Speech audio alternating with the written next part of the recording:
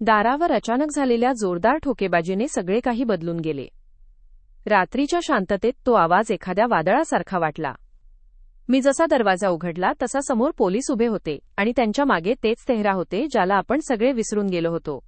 मीरा. यावेळी तिच्या डोळ्यांत भीती नव्हती तर एक विचित्र थंड शांतता होती. जणू तिला सगळे काही माहीत होते. पोलीस अधिकाऱ्याने वेळ न दवडता सांगितले की सगळे पुरावे मिळाले आहेत. आता सत्य लपवता येणार नाही. मी जागेवरच स्तब्ध झाले. मीराचे डोळे थेट माझ्या डोळ्यांत रोखलेले होते. न पापणी लवली, न काही बोलली, पण खूप काही सांगून गेली. त्या एका क्षणात मला कळून चुकले की आता माझ्या तयार केलेल्या जगाचा पडदा खाली पडणार आहे. माझी गरीब नणंद जेव्हा माझ्या घरी यायची तेव्हा माझा नवरा तिच्यासाठी चांगले जेवण बनवून द्यायला सांगायचा आणि जाताना तिला थोडे पैसेही द्यायला सांगत असे. कारण ती माझ्याकडे मदतीसाठी यायची. पण मला गोष्ट अजिबात आवडत नव्हती. मी प्रत्येक वेळी नाराजी व्यक्त करायची. एक दिवस मी म्हणाली, आपण घरातील मोलकरीण काढून टाकू आणि तुझ्या बहिणीला ठेवून घेऊ. मोलकरणीचा पगार तुझ्या बहिणीला देऊ. तिचे काम चालेल. नवऱ्याने मान्य केले. मला जणू संधीच मिळाली. मी तिच्यावर प्रचंड अत्याचार करू लागली. एक दिवस माझी नणंद रडत रडत घरातून निघून गेली तेव्हा माझा नवरा तिच्या मागे गेला तेव्हा त्याच्या पायाखालची जमीनच सरकली. जेव्हा माझ्या नणंदेने स्वतःला, मला आजही तो दिवस आठवतो जेव्हा माझ्या पतीने अविनाशने आपल्या बहिणीच्या लग्नाचा निर्णय घेतला होता. तेव्हाच मला जाणवले होते की हे लग्न माझ्यासाठी एखाद्या संकटापेक्षा कमी नसेल. पण हे संकट माझ्याच हातून उभे राहील याचा अंदाज नव्हता. त्या दिवशी मी नवीन जोडं परिधान केले होते. महागडा सुगंध लावला होता आणि आरशासारख्या चमकणाऱ्या माझ्या घरात बसून चहा पीत होते. सगळे काही उत्तम होते. आयुष्यात कसलीच कमतरता नव्हती. उलट मला वाटायचे की आम्ही सगळ्यात सुखी लोक आहोत. माझ्या नवऱ्याचा व्यवसाय दिवस रात्र प्रगती करत होता आणि मला कुठलीही चिंता नव्हती. पण मग तो फोन आला ज्याने माझा दिवस पूर्णपणे खराब केला. वहिनी, दादाशी बोलायचे आहे. मला त्यांच्याशी खूप महत्त्वाचे बोलायचे आहे. नणंदेच्या आवाजात एक विचित्र अस्वस्थता होती. मी अनिच्छेने फोन ठेवला आणि अविनाशला बोलावले. मनात विचार आला, आता काय नवीन त्रास आहे. काही क्षणातच अविनाश माझ्याजवळ आला. त्याच्या चेहऱ्यावर गांभीर्य होते. तो म्हणाला, माझ्या बहिणीचे लग्न ठरले आहे. मी आश्चर्याने त्याच्याकडे पाहिले कारण याआधी अशी कोणतीही चर्चा झाली नव्हती. मी निष्काळजीपणे विचारले, मुलगा कोण आहे, काय काम करतो. त्याने सांगितले, चांगल्या कुटुंबातील आहे पण सध्या नोकरी लागलेली नाही. शिकलेला आहे, लवकरच कामाला लागेल. हे ऐकताच माझे डोके गरगरले. याचा अर्थ काय? अजून नोकरी नाही.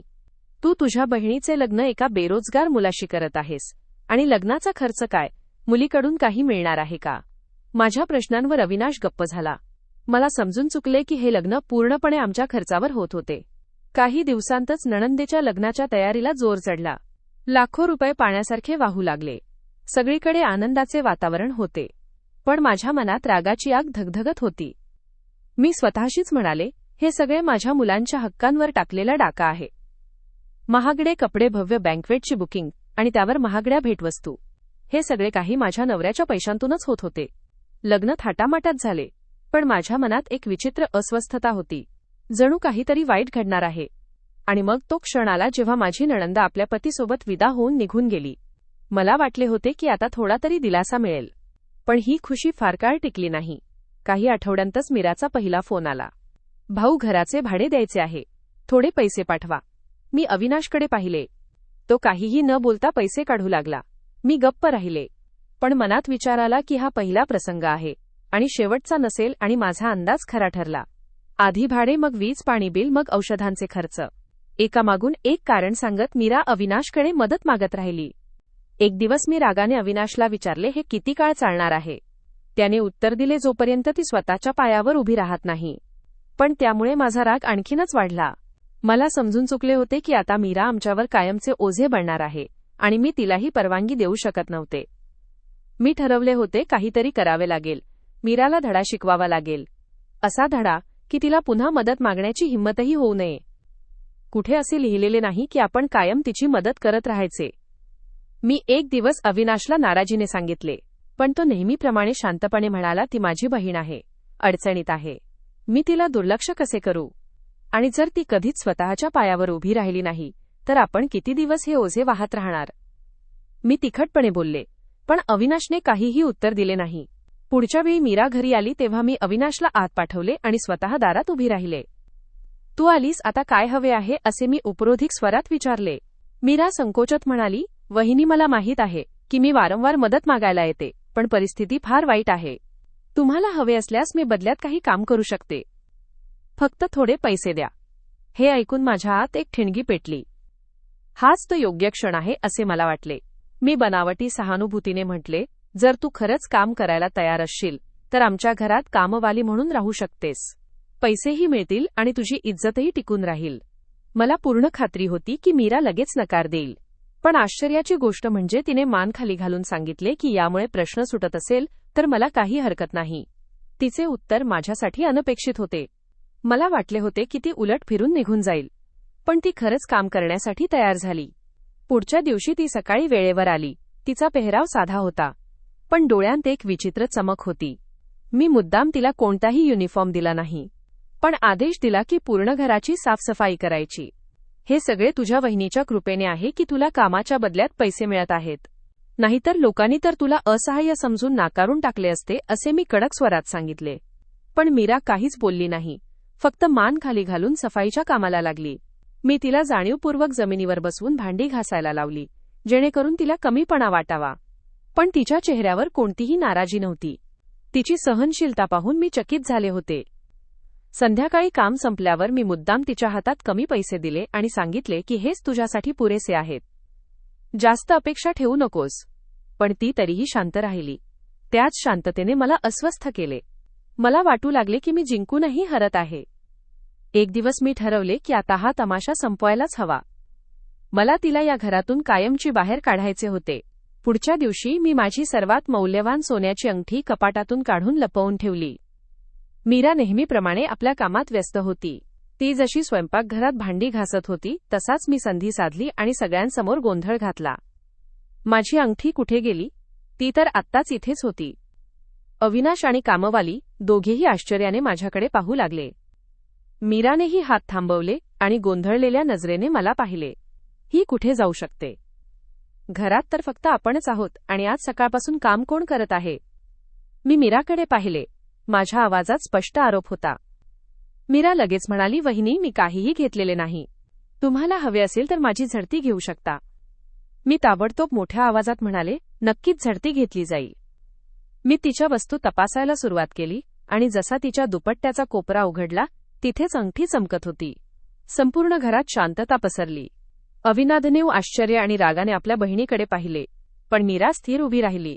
जणू तिलाही स्वतःवर विश्वास बसत नव्हता. हे काय आहे? हे तुझ्याजवळ कसे आले? मी विषारी स्वरात विचारले. मीराच्या डोळ्यांत पाणी आले, पण ती तरीही गप्प राहिली. तिला अधिक अपमानित करण्यासाठी मी अविनाश सोबत तिला ओरडायला सुरुवात केली. आम्ही तुझ्यावर दया केली, मदत केली आणि बदल्यात तू चोरी करणे योग्य समजलेस. तुला लाज वाटली पाहिजे. अविनाश काही फार कठोर बोलला नाही, पण त्याच्या डोळ्यांत खोल निराशा होती. शेवटी अविनाश थकलेल्या आवाजात म्हणाला, मीरा, आता तू इथून निघून गेलेले बरे. हे ऐकताच माझ्या विजयाचा क्षण आला. मी आनंदाने खोल श्वास घेतला, पण चेहऱ्यावर काहीही व्यक्त होऊ दिले नाही. मीराने एक नजर माझ्याकडे टाकली. तिच्या डोळ्यांत राग नव्हता, फक्त वेदना होत्या.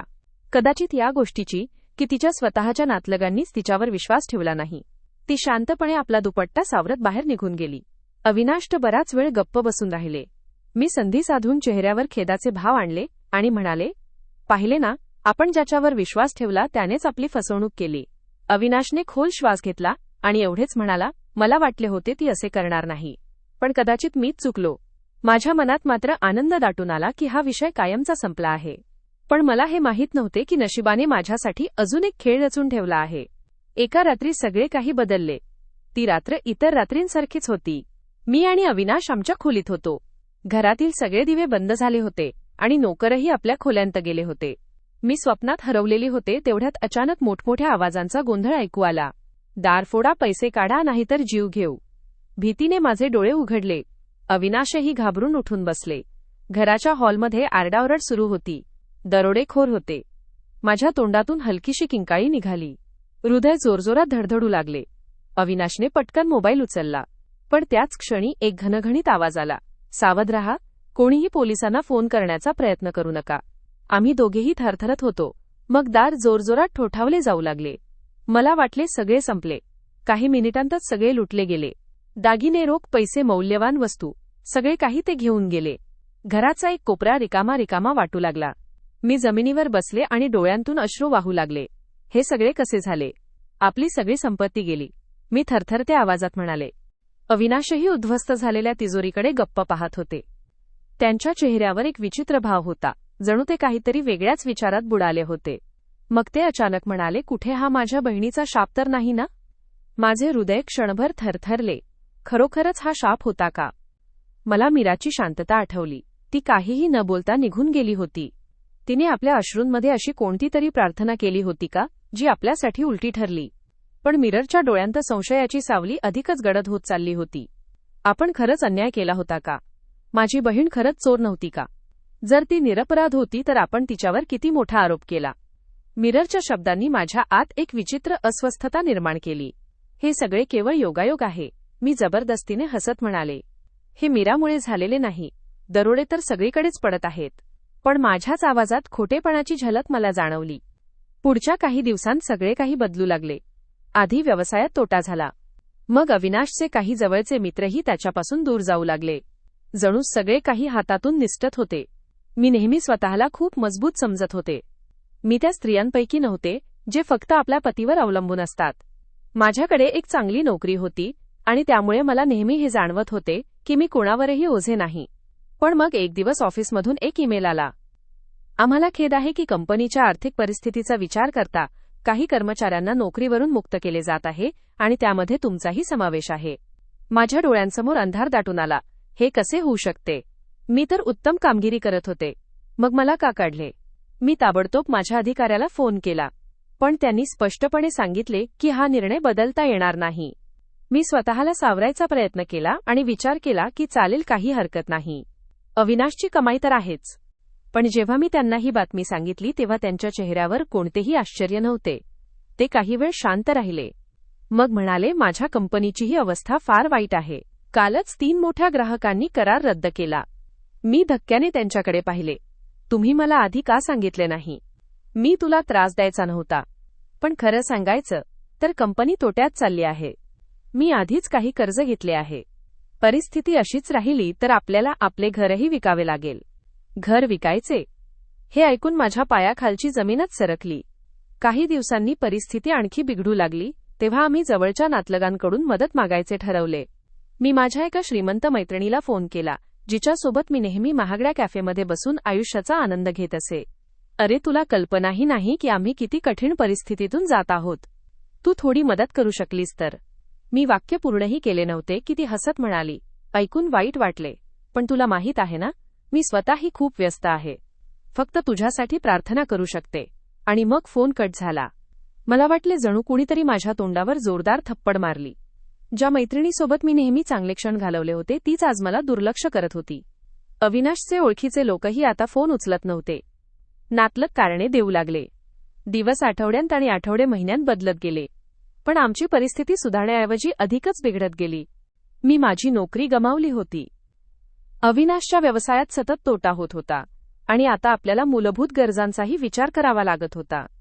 मी जी नेहमी अभिमानाने म्हणत असे की आमच्याकडे सगळे काही आहे, आज प्रत्येक पैशाचा हिशोब ठेवायला भाग पाडली गेली होती. घरातील वातावरण विचित्र झाले होते. कधी मी अविनाशला दोष देत असे की त्यांनी आपल्या बहिणीवर एवढा खर्च का केला, तर कधी ते म्हणत की हे सगळे नशिबाचा खेळ आहे. पण सत्य हेच होते की आम्ही बुडत चाललो होतो.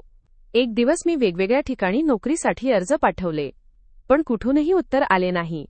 मी माझ्या जुन्या कंपनीशीही पुन्हा संपर्क साधला जिथे मी आधी काम करत होते. पण तिथून उत्तर आले की तुम्ही आता कंपनीच्या योजनेचा भाग नाही. हे ऐकून मला खूप वाईट वाटले. मी रागात फोन ठेवला. हे कसे शक्य आहे? आपण कुणाचे काय वाईट केले होते? मग आपल्यासोबत असे का होत आहे? मी चिडून म्हणाले. अविनाशने मला खोलवर पाहिले आणि शांत आवाजात म्हणाले, खरंच आपण कुणाचे काहीही वाईट केले नव्हते का? माझ्या हृदयाची धडधड क्षणभर थांबली. ते मीराबद्दल बोलत होते का? मी लगेच तो विचार झटकून टाकला. हे सगळे नशिबाचा खेळ आहे. यात कुणाचा काहीही संबंध नाही. मी स्वतःला समजावण्याचा प्रयत्न केला. आता आपण त्या टप्प्यावर येऊन पोहोचलो होतो जिथे घरखर्च चालवणेही कठीण होत चालले होते. मी माझ्या काही जुन्या मैत्रिणींना फोन करायला सुरुवात केली. काही जवळच्या नातलगांशी बोलले. सर्वात आधी मी माझ्या काकूंना फोन केला, ज्या नेहमी माझ्या यशाचा अभिमान बाळगत असत. काकू, आमची परिस्थिती फारच वाईट झाली आहे. तुम्ही काही मदत करू शकलात तर. मी वाक्य पूर्णही केले नव्हते की त्यांनी सहानुभूतीच्या स्वरात सांगितले, बाळा, मला तुझी अडचण समजते. पण तुला माहित आहे ना, आजकाल सगळेच अडचणीत आहेत. आणि मग त्यांनी फोन ठेवला. खरंच सगळे अडचणीत आहेत की आता आपण त्यांच्यासाठी निरुपयोगी झालो आहोत. काही दिवसांतच हे आणखी स्पष्ट झाले की लोक तोपर्यंतच सोबत असतात जोपर्यंत आपण त्यांच्या बरोबरीचे असतो. जसेच आपण कमकुवत पडलो की सगळे दूर होतात. काही दिवसांनी मी एका नातलगांच्या घरी गेले. तेच ज्यांच्यासोबत आपण प्रत्येक लग्नात आणि आनंदात सहभागी होत असू. हा काळ फक्त थोडा आहे. आम्हाला थोडी मदत हवी आहे. परिस्थिती सुधारताच आम्ही सगळे परत करू. माझ्या आवाजात ती विनवणी होती जी कधीच नव्हती. नातलगांनी सहानुभूतीने माझ्याकडे पाहिले. मग बनावटी हसण्यासोबत म्हणाले, तुला माहित आहे ना, आजकाल परिस्थिती किती कठीण आहे. माझेही खूप खर्च आहेत. तिथून उठताना माझ्या मनात एक विचित्र रिकामेपणाची भावना दाटून आली. हे तेच लोक होते ज्यांच्यासाठी मी मेजवानी दिल्या होत्या, ज्यांना महागड्या भेटवस्तू दिल्या होत्या, ज्यांच्यासोबत मी आनंदाचे दिवस घालवले होते. आणि आज तेच मला ओळखायलाही नकार देत होते. माझ्या मनातील अहंकार पूर्णपणे तुटून गेला होता. एकामागून एक बंद होणाऱ्या दरवाजांनी मला आयुष्यात पहिल्यांदाच असहाय्य केले होते. जेव्हा नोकरी गेली होती तेव्हा तरी एक आशा होती की लवकरच नवी नोकरी मिळेल. पण आता प्रत्येक दिशेला फक्त निराशाच दिसत होती. मी रोज सकाळी लवकर उठून माझी सर्व प्रमाणपत्रे, अनुभव प्रमाणपत्र, ओळखपत्र आणि रिज्युमे घेऊन वेगवेगळ्या कार्यालयांचे उंबरठे झिजवत होते. प्रत्येक ठिकाणी तेच उत्तर मिळत होते, तुमची पात्रता खूप चांगली आहे, पण सध्या आमच्याकडे तुमच्यासाठी कोणतीही जागा नाही. आम्ही तुमचं कार्ड ठेवतो. संधी मिळताच आम्ही तुम्हाला फोन करू. सध्या बाजाराची परिस्थिती फार वाईट आहे. थोडा वेळ थांबा. प्रत्येक नकार माझा संयम अधिकच कमजोर करत होता. जी मी कालपर्यंत एक सक्षम स्त्री होते, आज दरवाजे भटकत होते. कधी मी माझ्या नणंदेला तुच्छ लेखत होते आणि आज मी स्वतः त्याच परिस्थितीत उभी होते. एक दिवस मी एका जुन्या ओळखीच्या कार्यालयात गेले. ते पूर्वी अविनाशचे मित्र होते आणि आम्ही अनेक वेळा त्यांच्यासोबत दुपारचे आणि रात्रीचे जेवण केले होते. सर, मला कोणत्याही पदावर ठेवा. कुठलेही काम द्या. मला फक्त काम करायचे आहे, असे मी विनवणी करत म्हणाले. त्यांनी मला नीट पाहिले. मग हलकेसे हसत म्हणाले, सिस्टर, तुमच्यासारख्या महिलेसाठी इथे काम करणे कदाचित सोपे नसेल. हे सामान्य लोकांसाठी आहे आणि तुम्हाला तर चांगली नोकरी मिळायला हवी. असे म्हणत ते दुसऱ्याच कामात गुंतून गेले. जणू मी तिथे उपस्थितच नव्हते. माझ्या घशात काहीतरी अडकल्यासारखे झाले. मला समजले होते की त्यांच्या शब्दांचा अर्थ असा होता की ते मला काम देऊ इच्छित नव्हते. हाच तो माणूस होता जो प्रत्येक मैफिलीत आमचा मित्र होण्यासाठी उत्सुक असायचा. आज तो मला ओळखायलाही नकार देत होता. आता घरात खाण्यापिण्याच्या वस्तूही कमी पडू लागल्या होत्या. आम्ही जे नेहमी चांगल्या हॉटेलमध्ये जेवत होतो ते आता 2 वेळच्या भाकरीसाठीही त्रस्त झालो होतो. मी इतर ठिकाणीही नोकरीसाठी अर्ज केले, पण सर्वत्र तेच उत्तर मिळाले, आम्हाला खेद आहे, सध्या आमच्याकडे कोणतेही पद रिक्त नाही. मिहीरच्या चेहऱ्यावर सतत उदासी वाढत चालली होती. जो नेहमी मजबूत दिसायचा तो आता पूर्णपणे मोडलेला वाटत होता. काय हीच ती भावना असेल जी मीराला होत असेल जेव्हा ती आमच्याकडे मदत मागायला यायची? हा प्रश्न सतत माझ्या मनात घोळत होता. निराशा, असहायता आणि गरिबी हे सगळे आता माझ्या आयुष्याचे नवे पैलू बनले होते. दररोज कुठल्या ना कुठल्या कार्यालयाचे उंबरठे झिजवत दरवाजे ठोठावत होते, पण सर्वत्र एकच उत्तर मिळत होते, माफ करा, सध्या कोणतीही जागा नाही. एक दिवस मी एका एजन्सीच्या माध्यमातून नोकरी शोधत होते तेव्हा एका कार्यालयातून फोन आला. आम्हाला एका हवेलीत काम करण्यासाठी एक जबाबदार महिलेला गरज आहे. नोकरी चांगली आहे, पगार योग्य आहे आणि राहण्याची सोयही आहे. हे ऐकताच माझ्या मनात आशेची एक किरण जागी झाली. ही संधी माझ्यासाठी फारच उत्तम ठरू शकते. कदाचित आयुष्य पुन्हा सुधारेल. मी ताबडतोब त्या नोकरीसाठी होकार दिला. पुढच्या दिवशी मी दिलेल्या पत्त्यावर पोहोचले. समोर एक भव्य हवेली उभी होती. खूप महागडी आणि प्रत्येक कोपऱ्यातून ऐश्वर्य झळकत होते. मला वाटले ही जागा नक्कीच एखाद्या श्रीमंत व्यक्तीची असणार. इथे नोकरी मिळाली तर कदाचित आमची परिस्थिती बदलून जाईल. माझे हृदय अस्वस्थतेने धडधडत होते. हाच तो क्षण होता ज्याची मी इतक्या दिवसांपासून वाट पाहत होते. मी खोल श्वास घेतला आणि दारावर ठोठावले. जी सत्यता समोर येणार होती ती माझ्या कल्पनेपलीकडची होती. काही क्षणांतच दार उघडले. एका मोलकरणीने मला आत येण्याची खूण केली आणि बैठक खोलीत बसवले. माझ्या मनात असंख्य प्रश्न होते. हे घर कोणाचे असेल?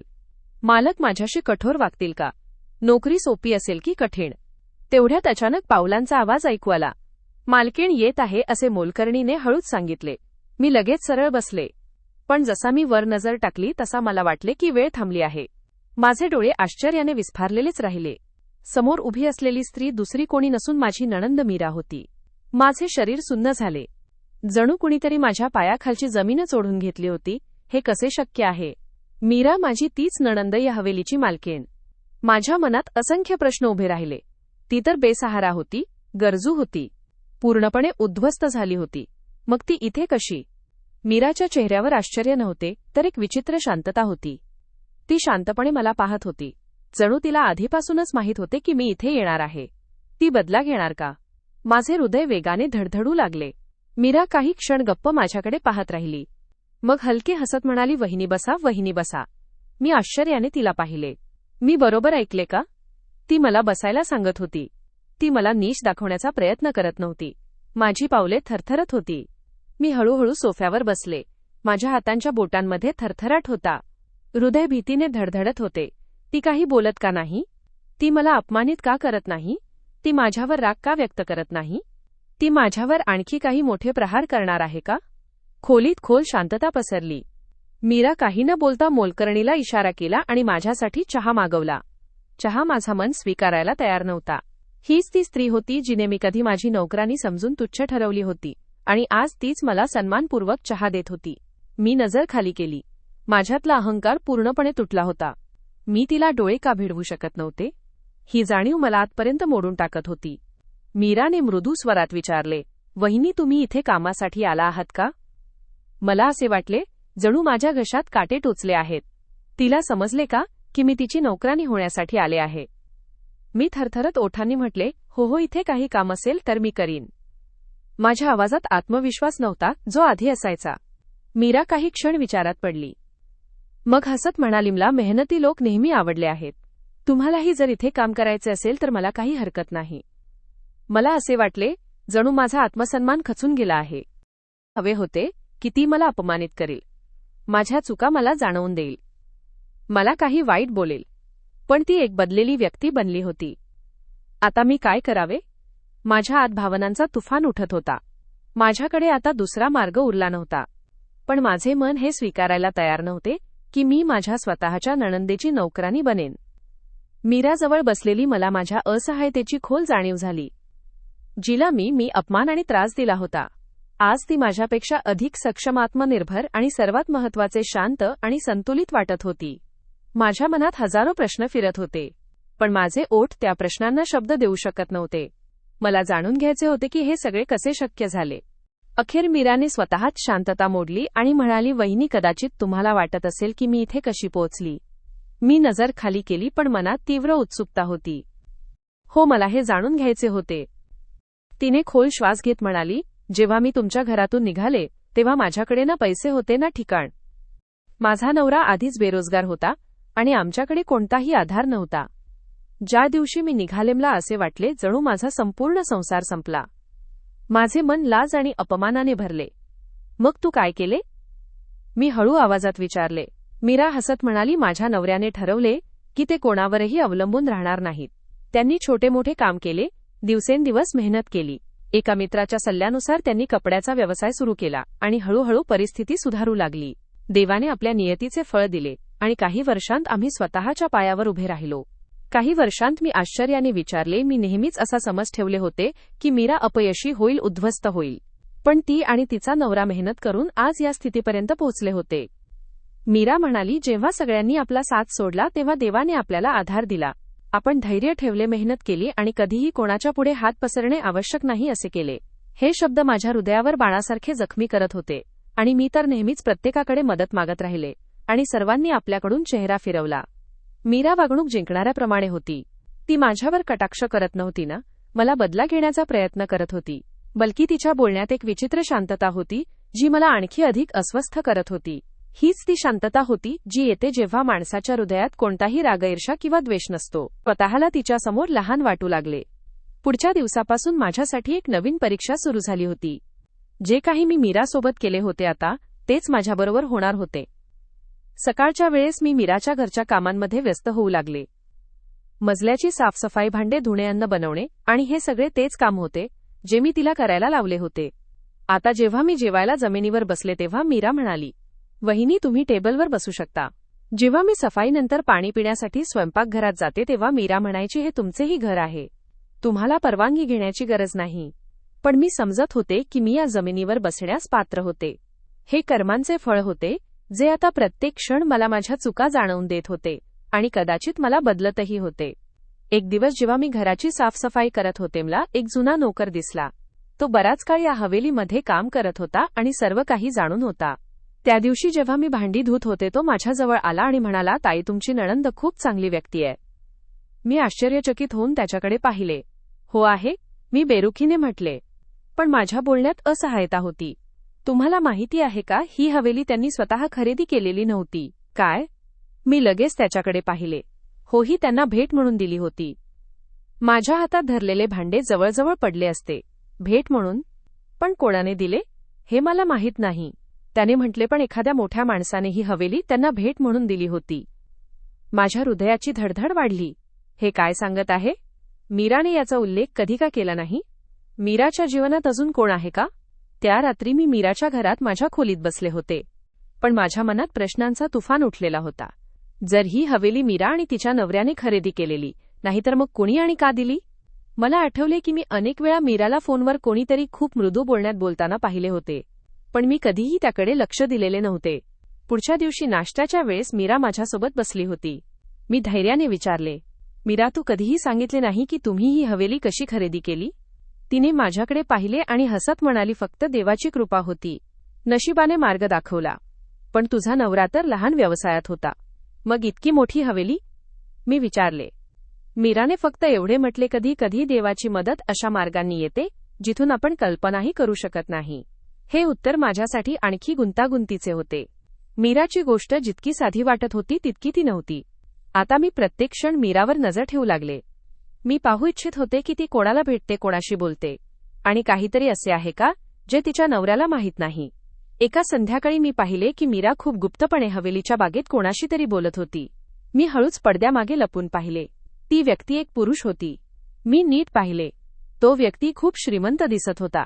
स्वच्छ कपडे परिधान केलेले होते आणि महागडी गाडीने आला होता. हे कोण असू शकते? पुढच्या दिवशी मी त्या जुना नोकराला त्या व्यक्तीबद्दल विचारले. त्याने हलके हसत म्हणाले, हे साहेब मीराजीचे जुने मित्र आहेत. खूप मदतगार राहिले आहेत. मदतगार? मी संशयाने म्हणाले. हो, जेव्हा साहेबांचा व्यवसाय कठीणाईत होता तेव्हा त्यांनी खूप मदत केली होती. त्याच्यामुळे व्यवसाय पुन्हा सुरू झाला आणि जीवनात शांतता आली.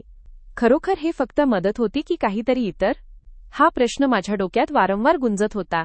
अखेरीस तो कोण आहे जो मीराची मदत करत आहे? जर हे सगळे नशिबाचे खेळ असेल तर हा व्यक्ती मीराच्या जीवनात काय करतो? मी विचार केला की थेट मीराकडून विचारेन. पण जेव्हा मी विचारले, मीरा हसत म्हणाली, वहिनी, काही प्रश्नांची उत्तरे वेळ स्वतः देते. त्यांना जबरदस्ती जाणून घेण्याची गरज नसते. हे वाक्य मला आणखी अस्वस्थ करून गेले. आता मी स्वतः सत्य शोधण्याचा निर्णय घेतला. मी हवेलीच्या एका जुन्या नोकराशी गुप्तपणे बोलले. तुम्हाला खरी खरी सांगावी लागेल. मीराच्या जीवनात तो व्यक्ती कोण आहे आणि ही अचानक आलेली संपत्ती कुठून आली? नोकराने एक क्षण विचार केला. मग हळूहळू म्हणाला, ताई, ही गोष्ट तितकी सोपी नाही जितकी दिसते. मीराच्या नवऱ्याने खूप मेहनत केली होती, पण एक वेळ आली जेव्हा त्यांचा व्यवसाय पूर्णपणे नष्ट झाला. काय? मी आश्चर्यचकित होऊन विचारले. होते, दिवाळखोर झाले होते. सर्व काही संपले होते. हे ऐकून माझे डोके सुन्न झाले. मीराने तिच्या नवऱ्याला सोडण्याचा विचार केला होता. मी लगेच विचारले, तिने तसे का केले नाही? नोकराने इकडे तिकडे पाहिले, जणू काही धोकादायक रहस्य सांगणार आहे. आणि मग हळूहळू म्हणाले, हे सगळे त्या रहस्यमय व्यक्तीच्या येण्यामुळे बदलले. हा व्यक्ती कोण आहे? मी वेगाने विचारले. नोकराने हळूहळू सांगितले, हा तोच व्यक्ती आहे ज्याने मीराच्या नवऱ्याला पुन्हा व्यवसायात उभे केले. तो त्यांच्यासाठी देवदूत बनून आला होता. पण हा व्यक्ती कोण आहे आणि त्याने हे सगळे का केले? हा प्रश्न आता माझ्या डोक्यात तुफानासारखा फिरू लागला. पण अधिक आश्चर्यकारक गोष्ट होती की मीरा तिच्या नवऱ्यापेक्षा त्या रहस्यमय व्यक्तीशी जास्त बोलत होती. हा व्यक्ती मीराच्या जीवनात इतका महत्त्वाचा का आहे? काही दिवसांनी मी आणखी एक गोष्ट लक्षात घेतली. जेव्हा मोठा निर्णय घ्यावा लागायचा तेव्हा मीरा तिच्या नवऱ्यापेक्षा त्या रहस्यमय व्यक्तीशी जास्त सल्लामसलत करत होती. असे का आहे?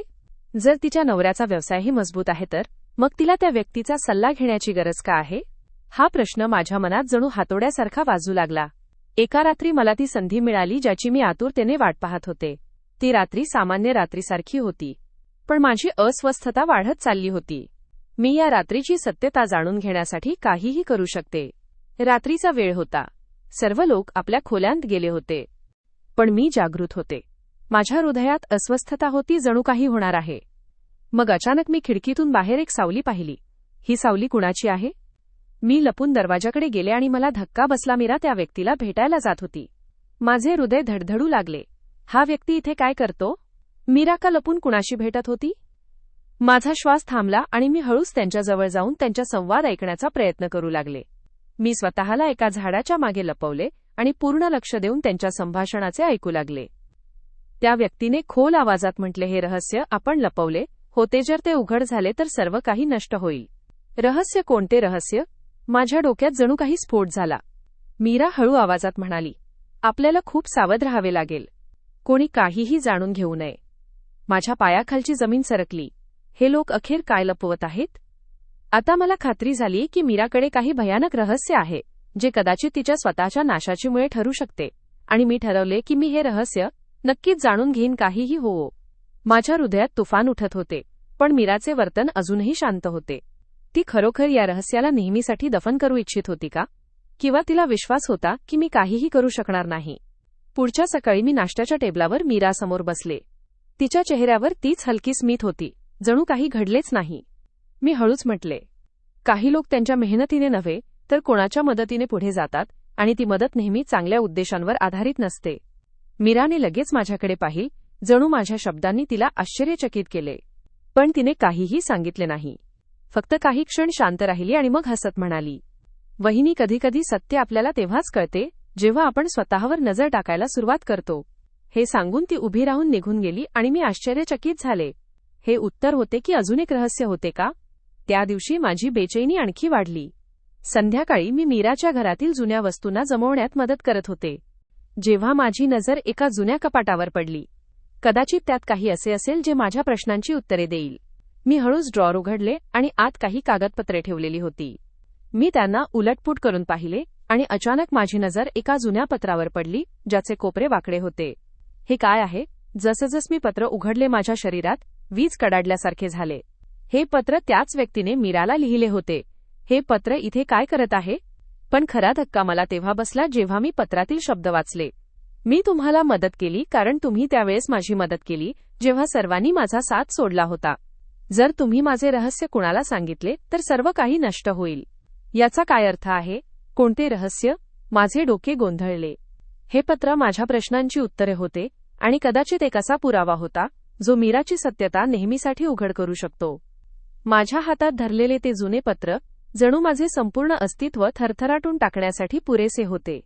माझ्या हृदयाची धडधड बेकाबू झाली होती. पत्रातील शब्द माझ्या मनात वारंवार गुंजारत होते. मीरा खरोखर निर्दोष होती का? किंवा ती कोणत्या तरी मोठ्या रहस्याशी संबंधित होती? जर मी हे पत्र तिच्या नवऱ्यास दाखवले तर काय होईल? हा विचार माझ्या हृदयात आगीसारखा पसरला. मी पटकन पत्र परत वाचून ठेवले. पण माझे मन सतत प्रश्नांनी भरलेले होते. मीरा खरोखर मासूम होती का? किंवा तिच्या जीवनात काही असे रहस्य होते जे तिने नेहमी लपवून ठेवले?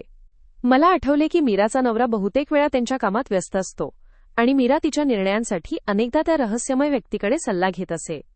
मी ते पत्र परत वाचले. प्रत्येक शब्द माझ्या मनात हातोड्यासारखा वाजत होता. जर तुम्ही माझे रहस्य कोणी सांगितले तर सर्व काही नष्ट होईल. ही धमकी होती की विनंती? आता मी ठरवले की मी हे पत्र मीराच्या नवऱ्यास देईन. मी सर्व काही स्पष्ट करीन. त्यांना सत्य जाणून घेण्याचा अधिकार आहे. पण जसजसा मी बैठकात पोहोचलो, माझा फोन वाजला. नंबर अज्ञात होता. मी गोंधळून फोन उचलला आणि जसजसा दुसऱ्या बाजूने आवाज आला, माझे शरीर धडधडले. लगेच रुग्णालयाला जा. मीराची तब्येत खूप वाईट झाली आहे. माझे श्वास थांबले. हे काय सांगत आहेत? ती तर ठीक होती. तिला अगदी बेहोशीच्या अवस्थेत आणले गेले. डॉक्टर म्हणत आहेत प्रकरण गंभीर आहे. माझ्या हातातून पत्र जवळजवळ पडले. हे सगळं काय चाललं आहे? मीराचे रहस्य उघड करणार होते आणि त्याच क्षणी ती आजारी पडली. हे फक्त योगायोग आहे का? माझ्या हृदयात एक विचित्र भीती बसली. मी काही खूप मोठी चूक केली का? रुग्णालयाच्या दरवाजावर पाऊल टाकताच माझ्या धडधडी वाढल्या. मी मीराला शेवटी पाहायला जात आहे का? हे विचार करून माझ्या हृदयात एक अज्ञात भीती निर्माण झाली. जेव्हा मी खोलीत प्रवेश केले, ती थकलेली जरूर होती, पण तिच्या डोळ्यांत तीच शांतता होती, जणू तिला माहीत होते की वेळ आली आहे जेव्हा सर्व सत्य समोर येईल. माझ्या डोळ्यांत अश्रू आले. मी तिच्याजवळ जाऊन तिचा हात धरला. मीरा, मी खूप खजील झाले आहे. माझा आवाज थरथरत होता. मी तुला खूप वाईट केले. तुझ्यावर चोरीचा आरोप लावला. तुला नोकरानीसारखी ठेवले. तुला धक्का देऊन घरातून बाहेर काढले. आणि तरीही तू कधीही बदला घेतला नाही. तू इतकी शांत का आहेस? तिने हळू हसत माझ्याकडे पाहिले आणि हळूच म्हटले, मला तुमच्यापासून काही तक्रार नाही वहिनी. पण कदाचित आता वेळ आली आहे की मी तुम्हाला एक सत्य सांगावे जे तुमच्या सर्व गैरसमजांना दूर करेल. माझ्या डोळ्यांत आश्चर्य आणि अस्वस्थता एकत्र उमटली. कोणते सत्य? मी काळजीत विचारले. कोणते सत्य?